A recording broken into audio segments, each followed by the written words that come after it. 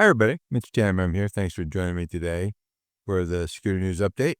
Under the new blogs, under the video blog, if you go to cybersecurity.us, there's a blog talking about the shared responsibility model. This is something which, if you use any cloud software, you really need to understand. It is the definitive rule set that you play by when you use cloud software. If you have questions about it after you listen to the video, please reach out to us. Under security and privacy alerts, FTP software vendor Crush and their product CrushFTP is being exploited, and apparently hackers have already gotten sensitive data. There was a group of researchers who found the bug. They reported it responsibly to Crush. Crush came up with a bug or a patch, and before that went anywhere, another group of researchers decided that they wanted some fame, so they just released the information about the bugs. So, this is not uncommon that multiple researchers discover it, at roughly the same time. So now there is a race to get it patched. So if you are using it, now would be a really good time to patch it. A Maryland pharmacist has been arrested for installing spyware on hundreds of computers at a major teaching hospital. Not good. So what did he do with this? Well, he installed as I said, a keystroke logger on about 400 computers at the University of Maryland Medical Center. From that, he was able to capture banking passwords and home security camera information for coworkers.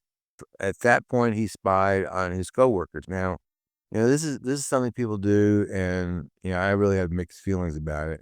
So in this particular, and I understand why people do it. So in this particular case, he spied on women who were either pumping breast milk or breastfeeding their babies.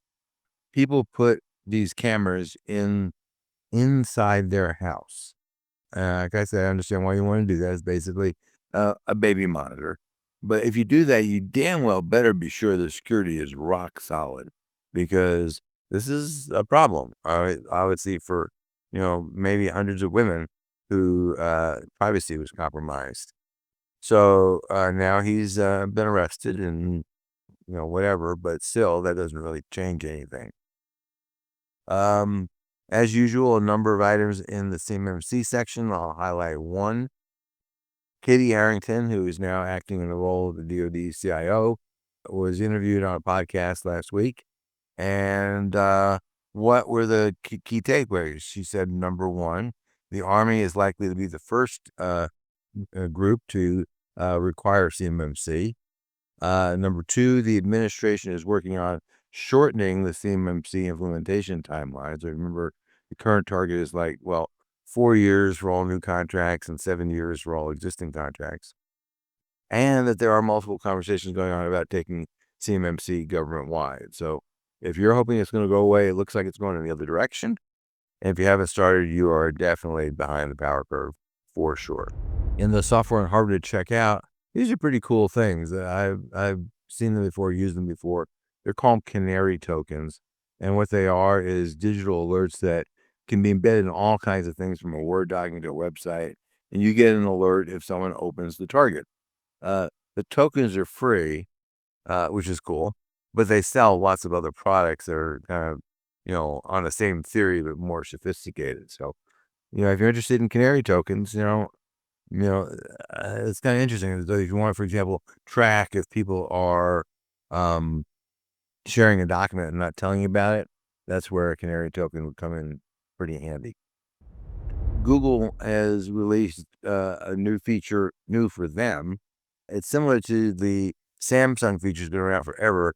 Samsung called it maintenance mode. And basically what happens is, if you put your phone in maintenance mode and you have a strong password, when you give it to some repair tech, it looks to them like a brand new phone. It looks like there's no personal data on it at all. And then, when you take it out of maintenance mode, you need to know whatever your hopefully very secure screen lock password is. And I would make it really long. And of course, you could change it, when you got it back to password 123, if that makes you feel better. So as I said, the Samsung feature is called maintenance mode. The Google feature is called repair mode. Does the same thing, works the same way. So if you have either a Samsung phone or Google phone, this is cool stuff. In the patches department, this past week was Patch Tuesday. Microsoft patched 126 bugs with yet another 0 day that is being exploited. It's in the common log file system, which has just had a horrible checkered path. In fact, reports are that Microsoft is rewriting it, which is really what they need to do because it's terrible. Targets include the U.S. IT and real estate sector. And of course, real estate's got pretty bad reputation. I spent many years in that sector, and I know a lot about it.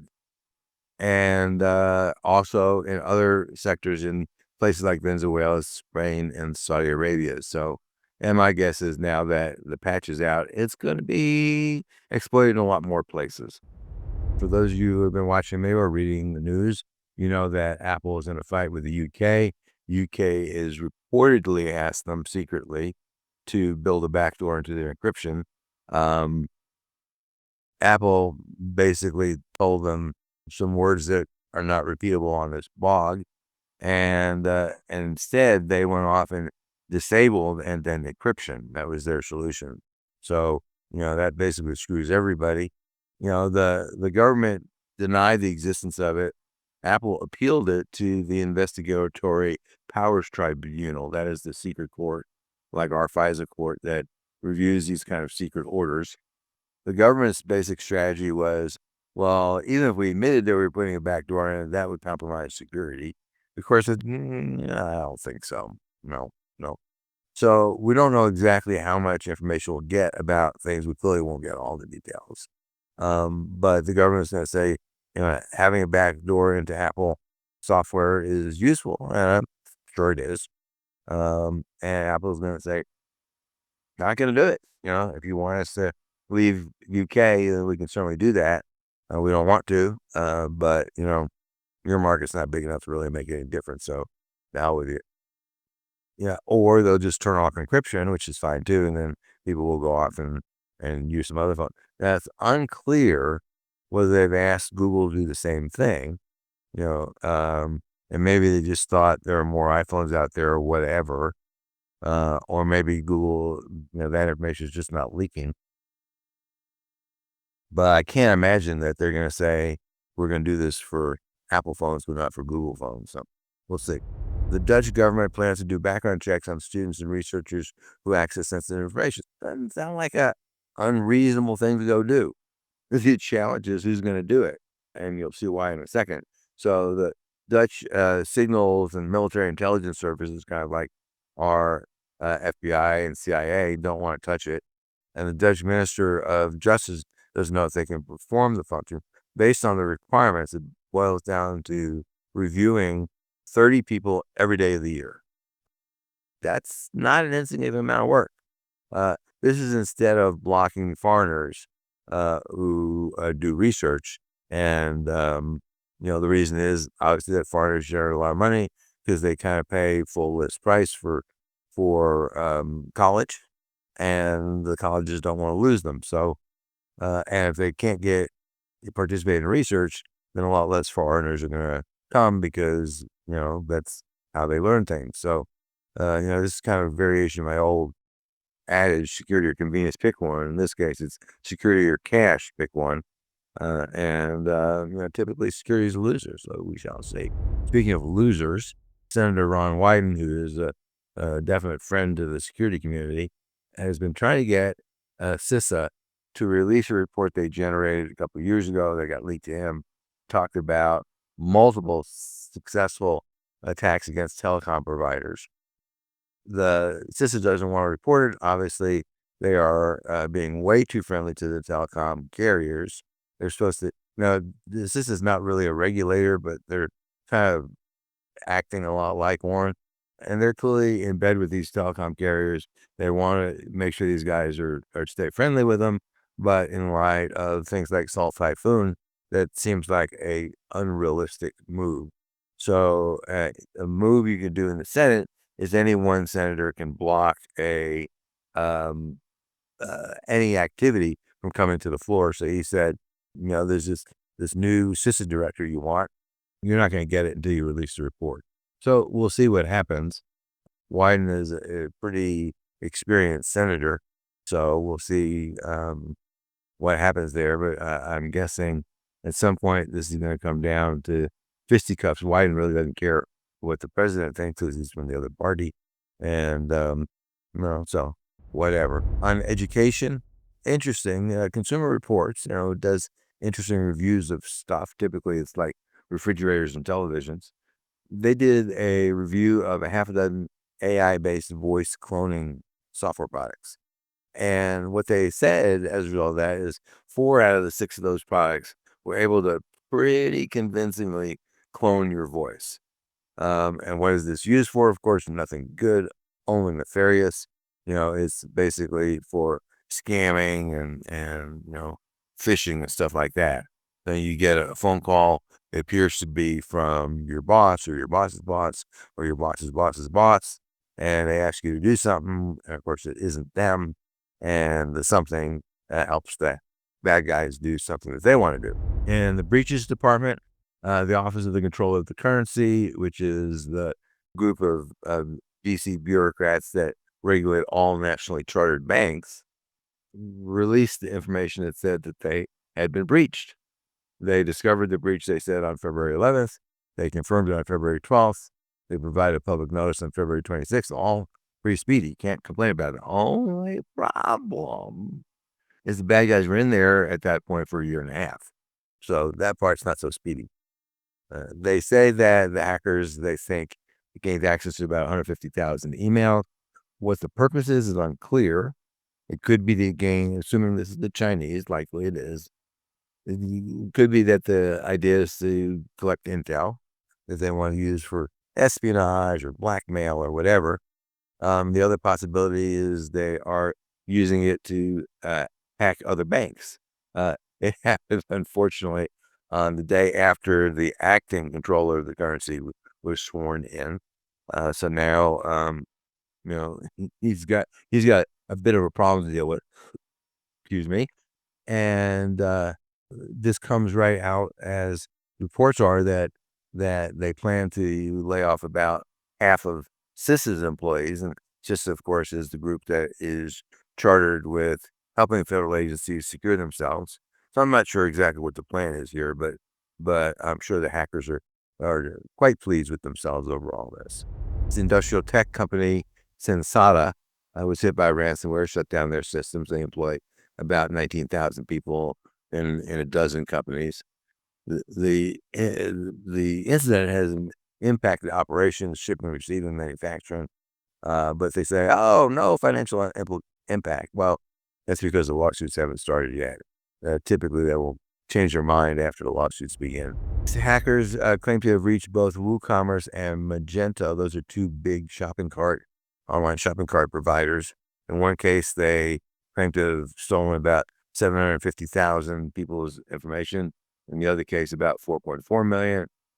Interestingly enough, both of these are not attacks on the core platform itself, but rather systems related to the core platform. So, this is a supply chain attack one more time. No big surprise there. The Oregon's Department of Environmental Quality shut down the network after a cyber attack. They say at this point there's no evidence of a data breach, but they're still trying to figure out what's going on, so that could easily change. And on to the blog. So this is really creative on the part of Meta, I think. I don't know that it's going to hold any water, but it's creative. So Meta was discovered to have been pirating copyrighted books to train its large language model software. And they knew that this was pretty sketchy, and they decided to use a Tor relay kind of mechanism to get access to these underground pirated copies of the books. They thought it was that useful. The reports are that quality of the training that you get from using copyrighted material is at least 20 to 30% better than when you use open source material, probably because it's, reviewed a lot better. Meta is claiming in court, and this is the creative part, that using pirated books that they stole is fair use under copyright law, We shall see whether the jury believes that. I am, shall I say, a tad bit skeptical, but we shall see.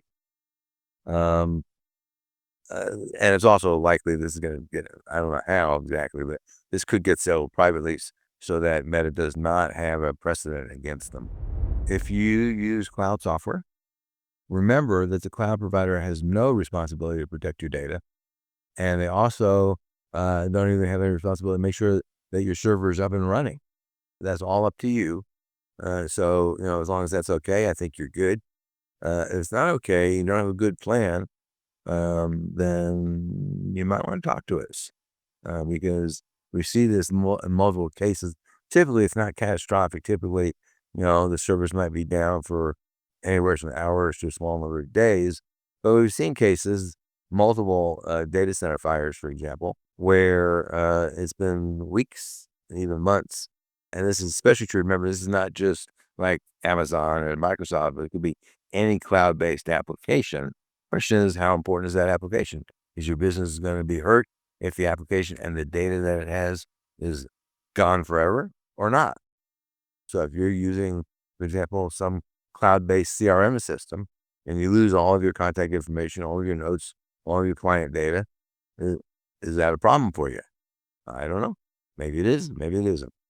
But if that makes you a little nervous, please reach out to us. We'll be happy to work with you to figure it out. In the China department, there's a big question about whether the war that we're fighting with China and the war that China is fighting with us are the same wars. If you think about the American Revolution, the two sides had a difference in strategy as to how to fight a war. And it wouldn't be surprising if that's true here too. So, read the newsletter to see what my thoughts are, or the blog to see what that's all about. And in the news tidbits, the settlement checks are coming for the 2021 T-Mobile breach, but don't plan on a international vacation yet. Apparently, based on the numbers, you might get a check for about $4.50, but oh wait, that's before the lawyers got paid, so maybe $2. That should fix all the problems, I'm sure.